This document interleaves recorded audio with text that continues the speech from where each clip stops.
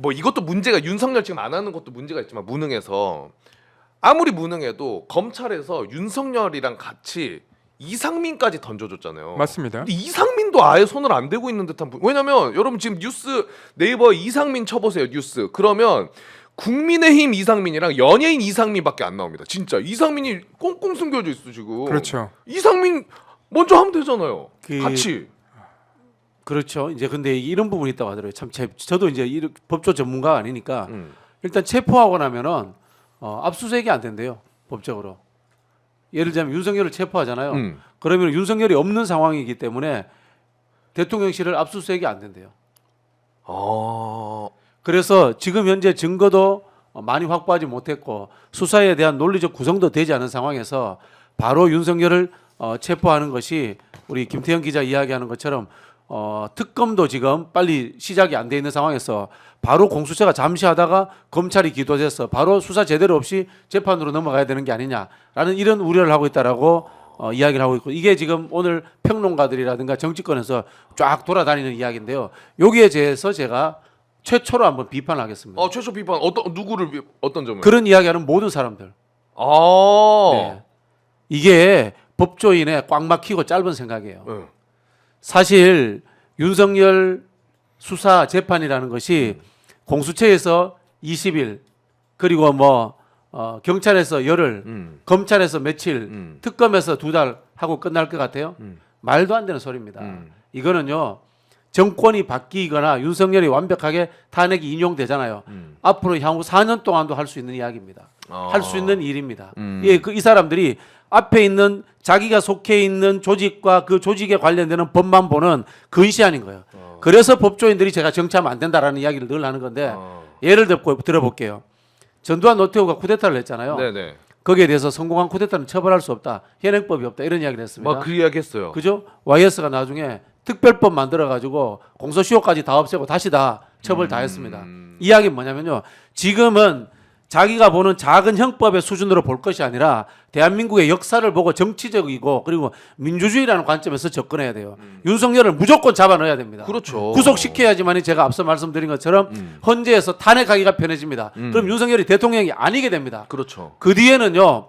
지금 하고 있는 특검법 하나가 아니라 윤석열 내란 특검법, 외환 특검법, 내란 외환 짬뽕 특검법, 짜장면 특검법, 수십 개 특검법 만들어 가지고요. 향후 4년 5년 동안 윤석열 얼마든지 수사할 수 있고요. 그것도 안 된다면은 말씀드린 것처럼 공소시효 없는 특별법 만들어서 윤석열 정부 부역자 청산위원회 이런 것도 만들어도 되는 거예요. 그러니 제발 좀 짧게 보지 마시고 역사의 변곡점을 찍어야 된다는 생각으로서 현재 꼭 해야 될 것. 국민들이 바라는 거 바로바로 해라. 체포해라 이 말씀 드리고 싶습니다. 여기서 하나 정정을 해야 되는데 그 체포한 당일 24시간 내에 조문상으로는 압수수색할 수 있습니다. 그렇습니까? 24시간 내에. 네, 압수수색할 수 있습니다. 근데 그것도 열어줘야 압수수색을 할 수가 있는 거니까. 그 자리에서 체포를 하면 그 자리에서 압수수색을 다 할 수 있는 거예요. 바로. 네, 바로 할 수 있어요. 연동으로. 그러면 근데 체포영장 어쨌든 그 능력이 없다 그러니까. 그러니까 체포영장을 발부받았을 때 본인들이 수사를 해야 되는 것에 대한 지금 공포심이 있는 것 같아요. 부담감도 있고. 그래서 법조계의 여러 인사들에게 우리 지금 너무 힘들다라고 전화를 하는 걸로 저는 알고 있거든요. 공수처 검사들이. 근데 그러지 마세요. 그러지 마세요. 수사하셔야 됩니다. 아니 근데 왜 두렵고 인력이 없다는 거? 왜냐면 공수처만 있는 게 아니라 공조수사본부가 있잖아요. 네. 경찰이랑 같이 합쳐져 있잖아. 네. 국방부까지 해서. 그러면 경찰 인력들도 같이 해가지고 하면 되는 거 아닌가? 그러니까 경찰 인력들도 있고 실력도 있지만 물론 이제 그들 내부에서 어떤 회의론이 나오는지 정확하게는 좀 모르겠어요. 근데 공수처만큼은 공수처 그 내부 사정을 잘 아시는 분들은 차라리 공수처가 손을 떼는 게 낫다라는 얘기를 하십니다. 그럼 왜 달라 그랬어? 그러니까 왜 달라고 했는지가 지금 문제인 거예요. 그러니까요. 네. 왜 달라 그랬어?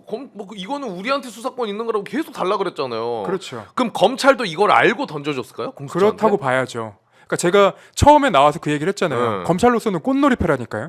공수처가 수사를 잘해서 기소를 하든 불기소를 하든 아니면 수사를 못해서 검찰로 돌아오든 안 돌아오든 결국은 검찰로서는 국민들이 원하는 대로 해줬다라는 지금 명분을 쌓은 거예요. 근데 애초에 말이 안 되는 게 윤석열을 수사하기 위해서는 김용현부터 해서 경찰 관계자, 군 관계자 수사해야 되거든요. 그렇죠. 근데 그거 안 넘겨준다고 했잖아요. 그럼 결국은 이 윤석열, 이상민 줄 테니까 너네 하고 싶은 대로 해봐. 하지만 못할 거야라는 이제 계산이 있는 거죠. 그럼 약간 이게 듣다 보니까 비교되는 게 지금 우리가 일반적인 시각에서 보면은 지금 이 공수처의 분위기와 검찰이 어쩔 수 없이 비교가 되긴 돼요 지금. 왜냐면 검찰발로 수사 상황들이 계속 나오잖아요. 그렇죠. 뭐 진술 확보했다. 좀 저희가 뒤에서도 다루겠지만 내용이 검찰 쪽에서 많이 나와. 네. 근데 공수처에서 나오는 게 없어. 그러면 비교적 공수처 너무 무능하게 보이는 건 어쩔 수 없는 거잖아. 제가 말씀드렸잖아요. 공수처는 정치를 이해 못하고 있는 거예요. 아, 검찰 특수부가 하는 게 뭡니까? 만들어내는 거잖아요. 나쁘게 표현하자면은 그 상황인 겁니다. 정치적 상황이 어떤 조사를 했을 때 이걸 범죄자를 만드는 데 있어서 여론을 타고 그리고 제보도 더 많이 나올 수 있고 네. 증거도 더 많이 나올 수 있고 하는 능동적 상황들을 만들어가는 거거든요. 음. 근데 공수처는 지금 수동적으로 판단하는 거예요. 그러니까. 현재 나와 있는 증거 그리고 우리가 가지고 있는 조직, 우리의 수사력만 생각하는 거예요. 이게 사실은 역사적인 거고 국민들이 바라는 것이 무엇인 거다. 이걸 이해한다면은 제가 봤을 때는 바로 체포해도 됩니다. 맞아요. 그리고 공수처 수사 잘 못해도 됩니다. 잘 못해도 되고요. 이 체포라는 것이 당신들의 수사의 완결성만 이야기하는 것이 아니고 탄핵으로 이어지는 헌법재판소에 가장 결정적인 영향을 미치는 거예요. 그렇죠. 이걸 이해해야 되는 거예요.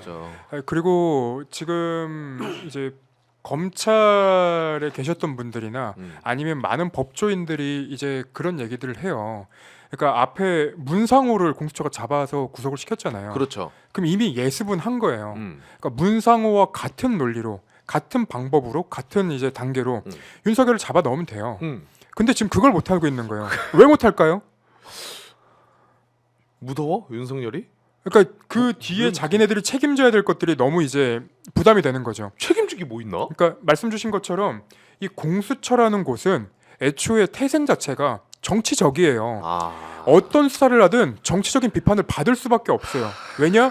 검찰을 때리면 그 검찰을 때릴 때 그 시기에 그 정부가 검찰 개혁을 원하든 검찰 개혁을 원하지 않든 민주당을 좀 이제 뭐 싫어하든 좋아하든 결국은 공수처가 하는 수사들은 정치적인 입김이 들어갈 수밖에 없어요. 정치적으로 이제 판단을 받을 수밖에 없고. 근데 너무 정치적이라서 수사를 못 한다? 이거 너무 모순적인 얘기 아닙니까? 그러니까.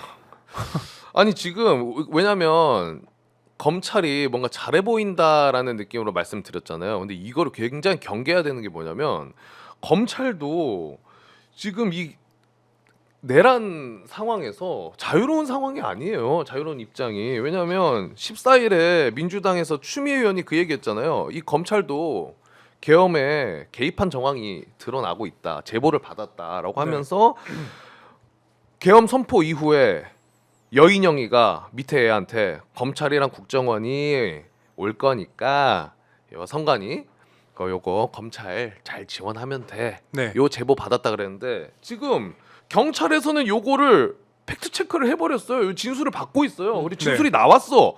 방첩사 요원들이 그 이야기를 했습니다. 우리가 그 명령 받았다. 맞습니다. 검찰이랑 국정원 올 거니까 지원하라는 명령 받았다. 그럼 경찰 그러면 검찰도 관여한 걸로 볼 수 관여한 걸로 있어요. 볼 수밖에 없잖아. 그 기억하실지 모르겠지만 12월 3일에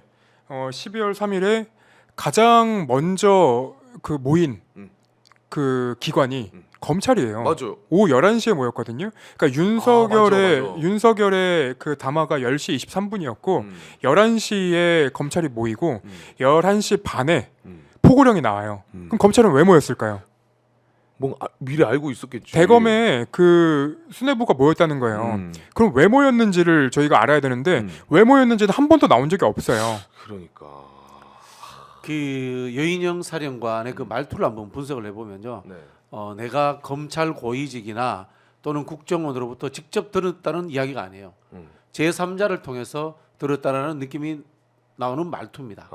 여인영의 말은 그 이야기는 뭐냐면은 짐작해 보건데 현장 검찰이 아니겠죠. 누굴까? 민정수석일까요? 아니면 법무부 장관일까요? 핑퐁돼서 내려간 거예요. 핑퐁돼서 내려간 거예요.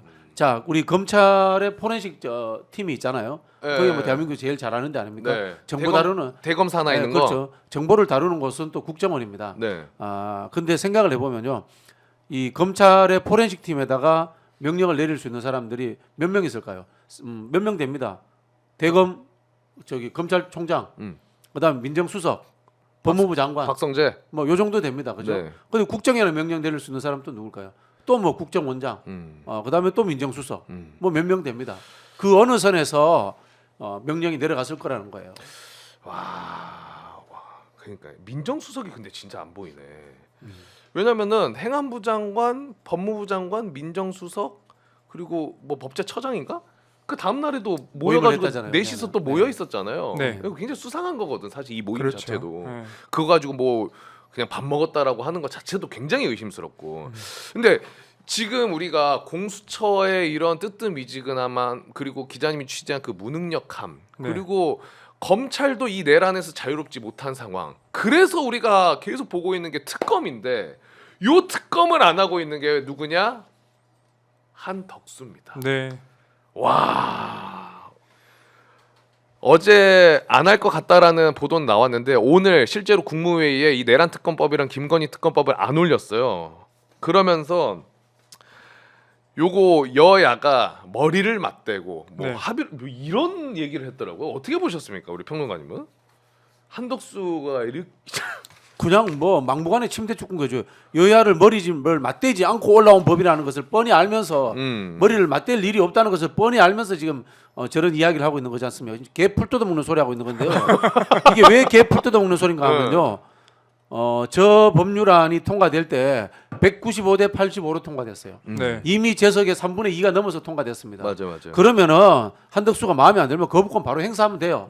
그럼 내려옵니다. 그럼 제2되면 제가 봤을 때 통과됩니다. 네. 그 기간을 지금 막겠다는 거 아니에요. 아. 1월 1일까지 늦추겠다는 거 아닙니까? 최대한. 윤석열이 하는 침대 축구하고 똑같은 침대 축구 하겠다 이런 뜻이에요. 제가 봤을 때는 윤석열과 한덕수는 지금 뒤에서 교감하고 있다. 저는 그렇게 의심합니다. 평론가님 보시기에는 윤석열이가 지금 쉬면서 덕수한테 전화해서 하나하나 소통을 조금 하고 있을 가능성이 있다. 이제 저는 그렇게 의심합니다.